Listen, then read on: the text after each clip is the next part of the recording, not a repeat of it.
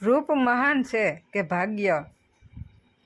એક રાજાના દરબારમાં નર્તકી પોતાની નૃત્ય કલા બતાવી રહી હતી, પણ આ રાજા ખૂબ કદરૂપા હતા, એટલે નર્તકીને રાજા સામે જોઈને હસવું આવતું હતું. રાજાએ આ વાતની નોંધ લીધી. મહારાજ કદરૂપા જરૂર હતા, પણ અમીરાતથી એનું જીવન ભરેલું હતું. નાચ પૂરો થયો. રાજાએ હુકમ કર્યો, તમે મારા કક્ષમાં આવજો. નર્તકી ફડફડવા લાગી. એને થયું, મારું માર્મિક હાસ્ય મહારાજ જાણી ગયા હશે, મારા પર આસક્ત થયા હશે. શું હશે? રાજાના કક્ષમાં ધ્રુજતા પગે દાખલ થયેલી નર્તકીને મહારાજાએ મીઠો આવકાર આપ્યો. આવો બહેન.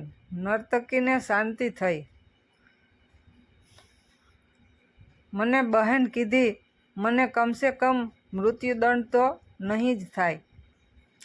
મહારાજાએ શાંતિથી પૂછ્યું, બહેન તારું નર્તન તો ખૂબ સરસ હતું, પણ તને હસવું કેમ આવતું હતું? નર્તકી આડાઅવળી વાતો કરવા લાગી. કંઈ નહીં મહારાજ, એ તો મારો ઉસ્તાદ બહુ સારું વગાડતો હતો, એટલે હું એને દાદ આપતી હતી. મહારાજ કહે, ના સાચું બોલ બહેન, હું તને અભય વચન આપું છું, બોલ. ત્યારે નર્તકીએ સાચી વાત કરી કે મહારાજ જ્યારે રૂપની વહેંચણી થતી હતી ત્યારે તમે ક્યાં ગયા હતા? રાજાએ સુંદર જવાબ આપ્યો, બહેન રૂપ અને ભાગ્ય બંનેની વહેંચણી એક સાથે હતી.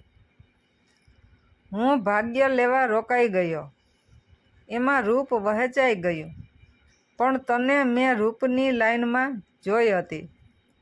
તું ભાગ્ય લેવા આવી ત્યાં એ વહેંચાઈ ગયું. આજે રૂપને ભાગ્ય આગળ નાચવું પડે છે. હવે તું જ નક્કી કર, ભાગ્ય મહાન છે કે રૂપ?